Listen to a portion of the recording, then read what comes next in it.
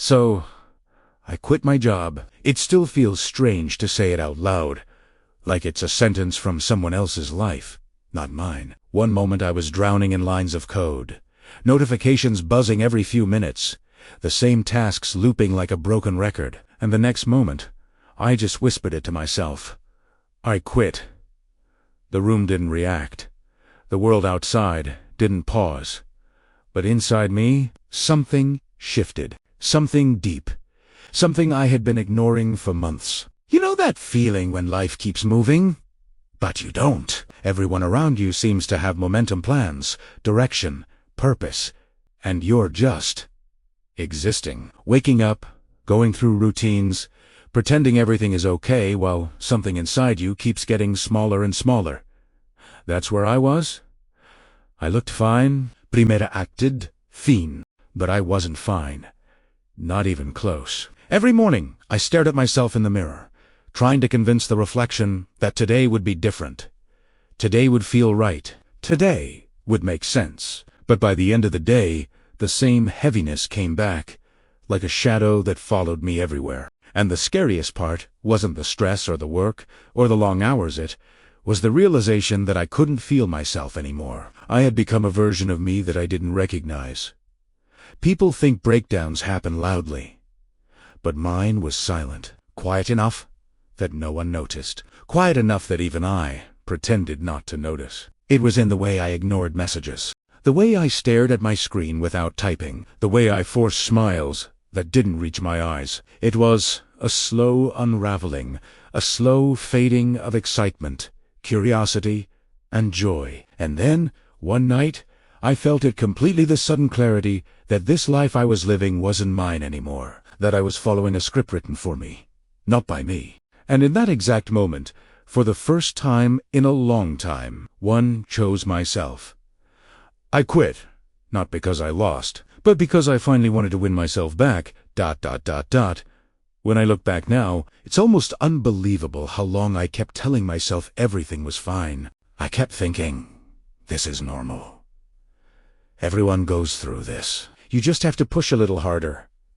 But deep inside, I knew something wasn't right. I had spent 4 years studying computer science, 4 intense years filled with projects, coding marathons, presentations, and that hope that someday all this effort would turn into a life I was proud of. And honestly, I believed it. I believed that once I graduated and stepped into the corporate world, everything would fall into place. But the truth is, nothing fell into place. Instead, everything began slowly falling apart. When I joined my first job, I remember feeling excited, like I was stepping into the real world, ready to grow, ready to learn. The pressure was constant, silent, invisible, always there, sitting on my shoulders like a weight I couldn't shake off. Every day felt the same. Wake up tired, work tired, sleep tired. Some days, I didn't even feel present. It was like my body was doing the work, but my mind was somewhere else, drifting, searching, trying to find a reason why all of this didn't feel meaningful anymore. And then came the switches. 3 companies in just 6 months. Every time I joined a new place, I told myself, maybe this one will be different. Maybe here I'll feel like I belong. But every time, I ended up facing the same cycle: pressure, stress, confusion, exhaustion. Everywhere I went, it felt like I was running, but I had no idea toward what. People around me kept asking, what's next? But no one ever asked, how are you holding up? And honestly, I didn't have the strength to answer either question. Somewhere between wanting to grow and trying not to collapse, I realized I wasn't just struggling with work. I was struggling with myself, with the version of me I thought I had to be, with the expectations I didn't even remember agreeing to. That's when the real story began, when I started questioning everything I was chasing, and everything I was losing along the way.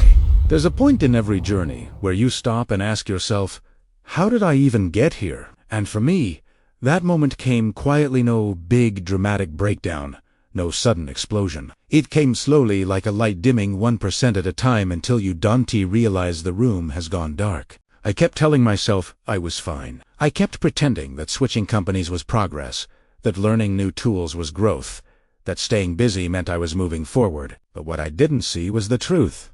I wasn't growing.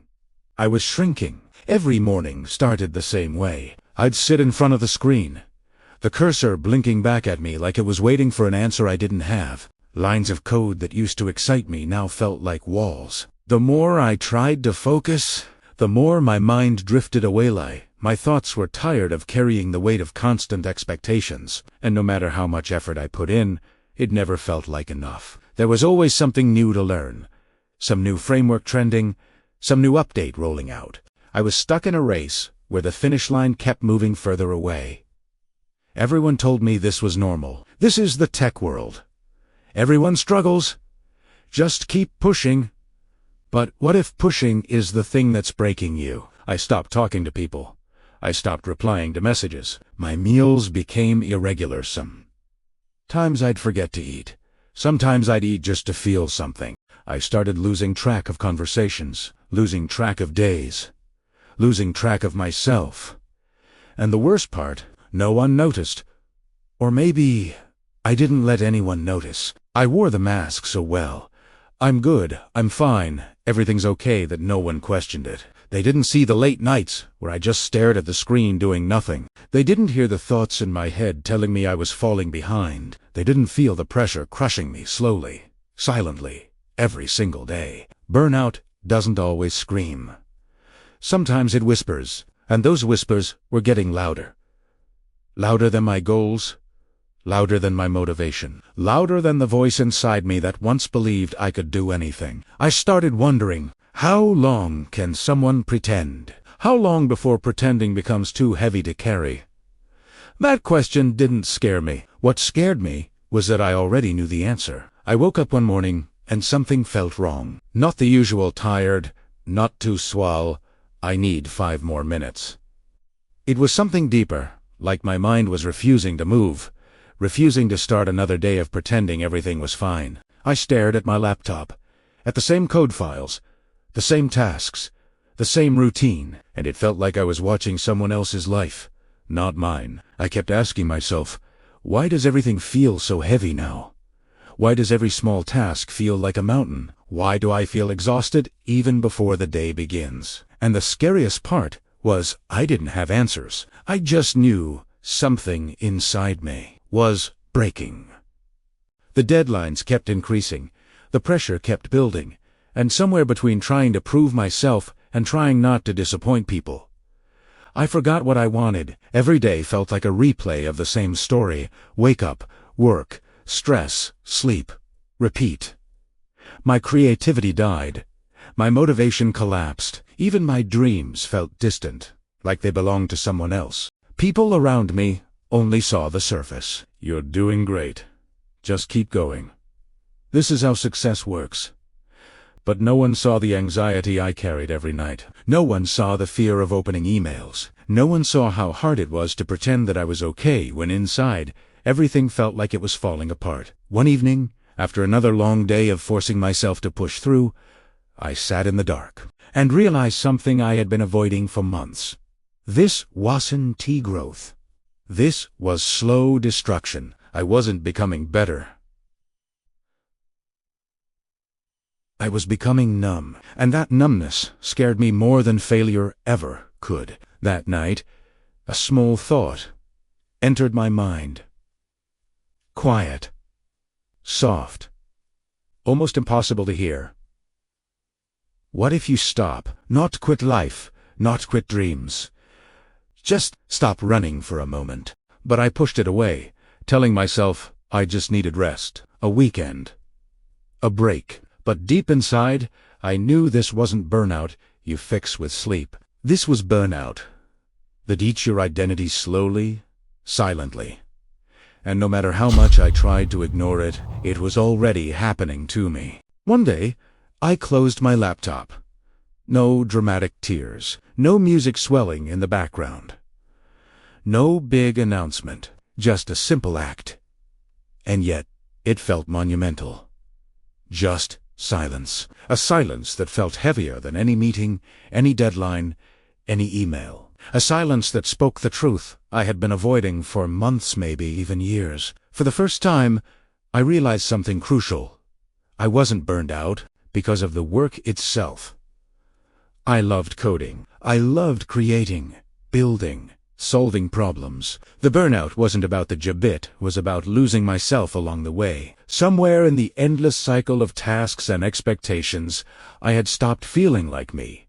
My mornings no longer started with curiosity. My evenings ended with exhaustion. I had traded passion for obligation, and in doing so, I lost the part of me that made all the hard work meaningful. It was a quiet kind of revelation, but one that shook me to my core. I understood that no amount of skill, no amount of perseverance, no recognition or paycheck could fill the emptiness of a soul slowly being ignored. And so, in that stillness, I made a promise to myself. I wouldn't wait for a dramatic sign, a perfect moment, or someone else's permission. I would honor the voice inside me that had been whispering all along. The voice that said, "You deserve more. You deserve to feel alive again." That was the day everything changed. The day I stopped running on autopilot. The day I understood that burnout isn't about the work, it's about losing yourself along the way. And that understanding was terrifying and liberating. So I made the decision everyone fears. I quit. It wasn't sudden. It wasn't reckless. It wasn't born out of anger or despair. It was quiet, almost invisible, like a seed finally breaking through the soil after months of growing in silence. A realization I could no longer ignore had taken root. Staying was slowly stealing my peace. Not because it was hard, not because I wasn't capable. I knew I could endure. I had the skills, the patience, the determination to push through anything. But I realized something even stronger. Being capable doesn't mean you should sacrifice your happiness. Being resilient doesn't mean you should let life drain you. For years, I poured myself into this path. My energy, my creativity. I hit deadlines. I solved problems. I gave everything I had.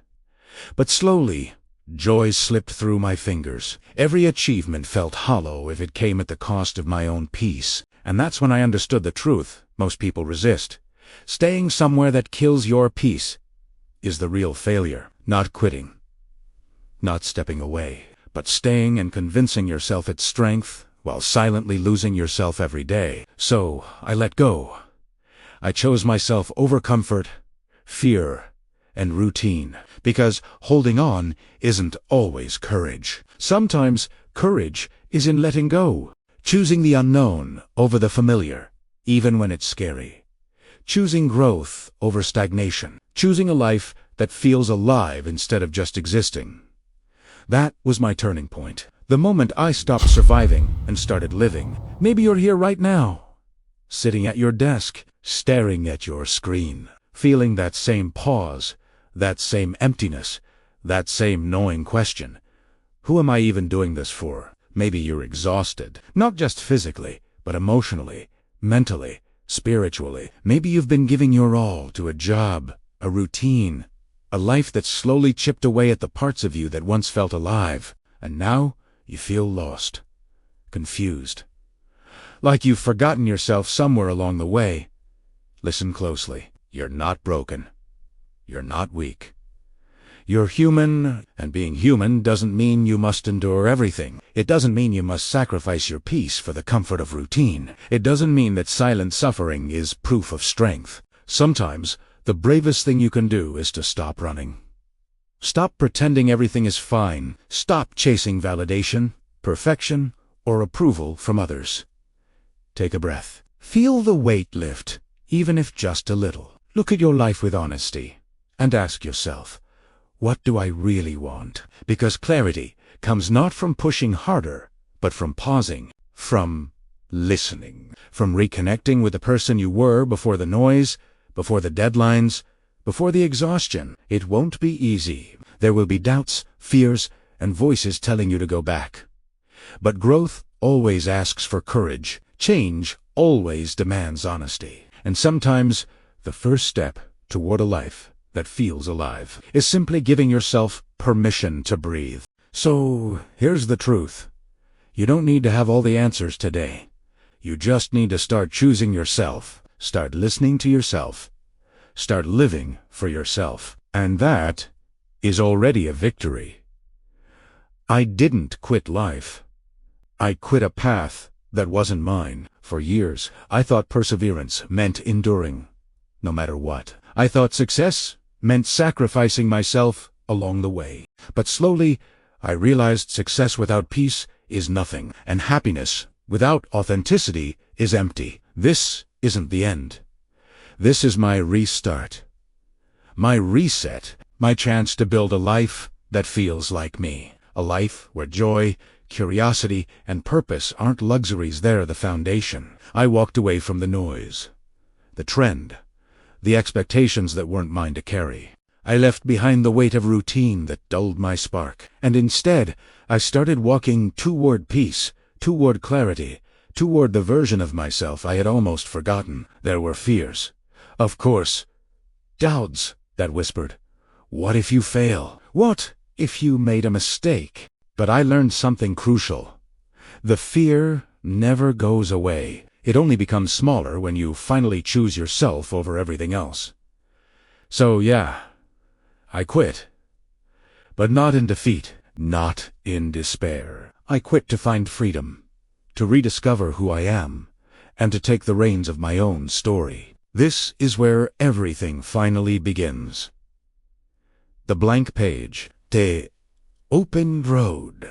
The chance to live a life that doesn't just look good on paper but feels real, honest, and truly mine. And if you're watching this, maybe at S time, you ask yourself the same question.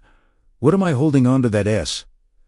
Not really mine, because quitting the wrong path isn't failure. It's the first step toward the life you were meant to live.